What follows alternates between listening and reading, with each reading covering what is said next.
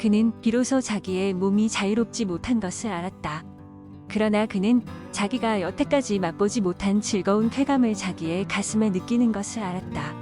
색시를 자기 가슴에 안았을 때 그는 이제 처음으로 살아난 듯하였다.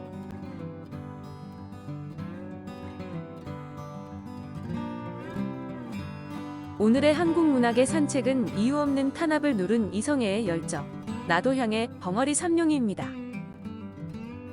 남대문 밖 연화봉이라 불리는 작은 동네는 빈민굴이나 다름없는 빈촌으로 대부분 과수원이나 채소를 키웠으며 더러는 콩나물을 길러 파는 것으로 생계를 꾸려나갔는데 오생원은 그 중에서 큰 과수원을 갖고 있습니다. 그는 유족한 생활을 하는 중늙은이로 부지런한 데다 인심도 후에 사람들로부터 평판이 좋았는데 그 집에는 벙어리에다 못생기고 땅딸보였지만 눈치가 빨라 민첩하고 부지런하며 충직한 아인 삼룡이가 있었습니다. 오생원은 삼룡이를 특별히 잘 입히고 아꼈지만 이 집에는 3대 독자라서 오생원이 오냐오냐 키워 상당히 버르장머리가 없는 17살 난 망나니 아들이 하나 있었습니다. 동네 사람들이 모두 후레자식이라 욕을 했고 오생원의 아내도 못마땅해 좀 때려주라고 할 정도였지만 오생원은 어려서 그렇다며 매를 들지 않았고 아내는 버릇이 나빠진다고 한탄을 했습니다.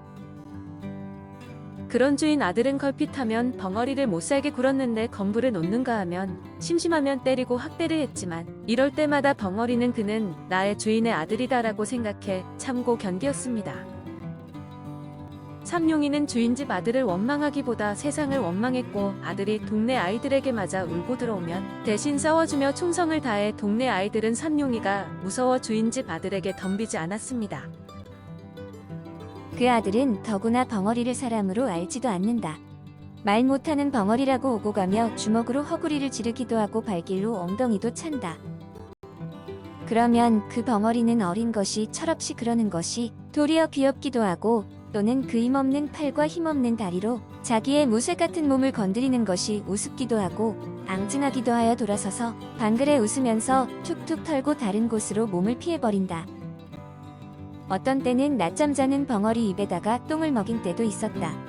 또 어떤 때는 자는 벙어리 두 팔 두 다리를 살며시 동여매고 손가락과 발가락 사이에 화승보를 붙여 놓아 질겁을 하고 일어나다가 발버둥질을 하고 죽으려는 사람처럼 괴로워하는 것을 보고 기뻐하였다. 벙어리는 23살이지만 장가들 팔자가 아님을 잘 알았는데 육신은 멀쩡해서 젊은 피가 욕정을 부르지만 억누를 수밖에 없었고 노예처럼 일하며 연명하는 것이 자기 운명이라니 할 뿐이었습니다. 속으로 나는 벙어리다. 자기가 생각할 때 그는 몹시 원통함을 느끼는 동시에 나는 말하는 사람들과 똑같은 자유와 똑같은 권리가 없는 줄 알았다. 그는 이와 같은 생각에서 언제든지 단념 않으려야 단념하지 않을 수 없는 그 단념이 쌓이고 쌓여 지금에는 다만 한 개의 기계와 같이 이 집의 노예가 되어 있으면서도 그것을 자기의 천직으로 알고 있을 뿐이요 다시는 자기가 살아갈 세상이 없는 것 같이밖에 알지 못하게 된 것이다. 세월은 흘러 주인집 아들이 장가갈 나이가 되었는데 오생원은 집안의 문벌이 얕은 것을 한스러워하여 어느 몰락한 양반집에 딸을 돈을 주고 며느리로 데려옵니다. 가세는 기울었지만 인물도 좋았고 행실이 바르고 품위가 있어 여러모로 흠잡을 곳이 없었는데 주인집 아들의 망나니 행실과 비교되어 동네에서는 색시가 아깝다고 수군거렸습니다. 이후 친척 사람들이 신부와 비교하며 신랑을 핀잔하자 아들은 아씨를 학대하기 시작하는데 합방을 거부하며 구박해 아씨는 울음으로 보내지만 남편은 울면 청승 맞다고 때리고 말 없으면 말 없다고 때렸습니다. 삼룡은 그 고운 아씨를 그리 구박하는 것이 천벌이라도 받을 일이라 생각했는데 아들이 자기를 때릴 때 아씨가 말은 못해도 측은한 눈빛으로 바라보는 것을 떠올리며 알 수 없는 감격을 느낍니다. 걔는 꼬리를 치며 자기를 귀여워하는 줄 알고 벙어리에 손을 하렸다. 삼룡이의 마음은 주인 아씨를 동정하는 마음으로 가득 찼다. 또는 그를 위하여서는 자기의 목숨이라도 아끼지 않겠다는 의분에 넘치었다. 그것은 마치 살구를 보면 입속에 침이 도는 것 같이 본능적으로 느껴지는 감정이었다. 어느 날 술에 취한 아들을 삼룡이 업어다 방에 눕혀준 일이 있었는데 아씨가 고마워 삼룡에게 비단 헝겊자투리로 부시쌈지를 만들어 주는 것을 본 아들은 야밤에 아씨를 마당에 끌고 나와 구타를 합니다.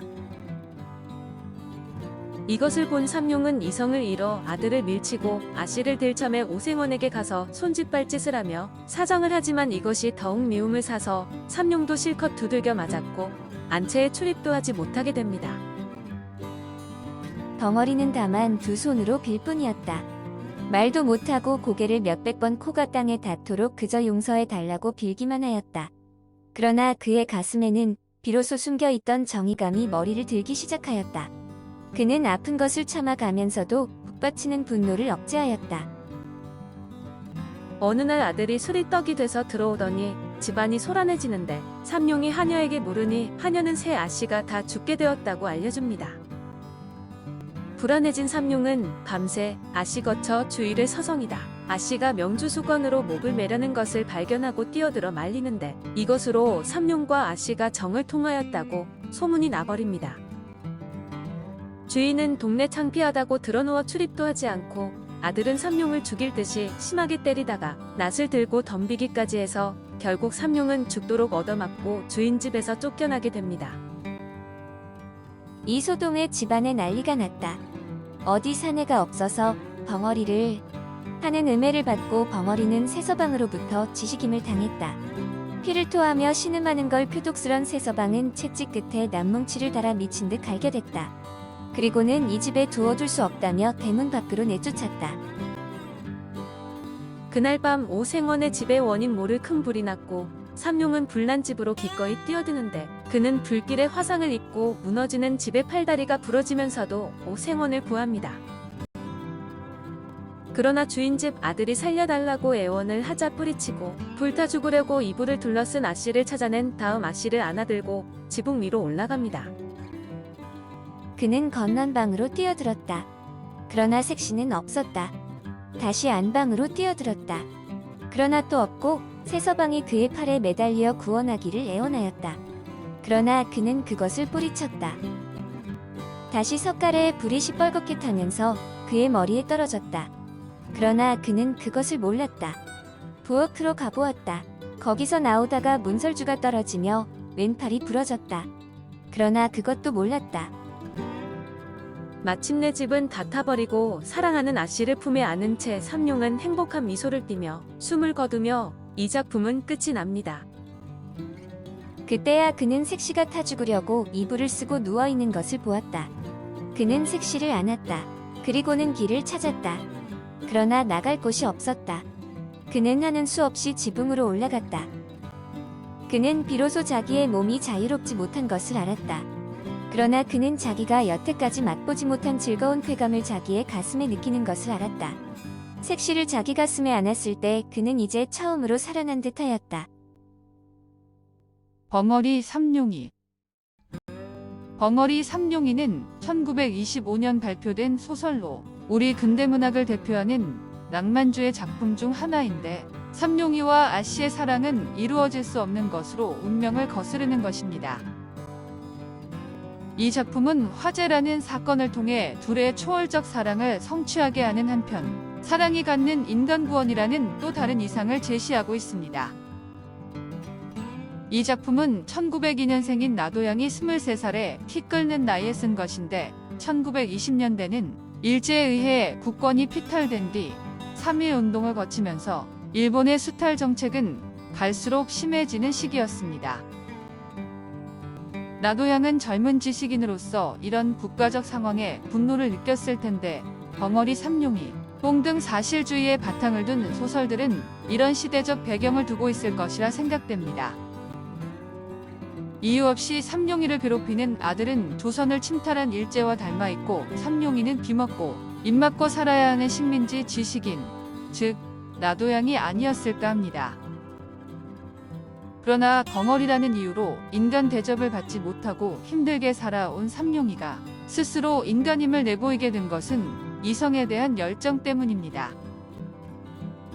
이 소설은 3번 영화로 만들어졌는데 첫 번째는 1929년에 만들어진 벙어리 삼룡으로 나운듀가 제작했고 삼룡이 역도 나운듀가 맡았습니다.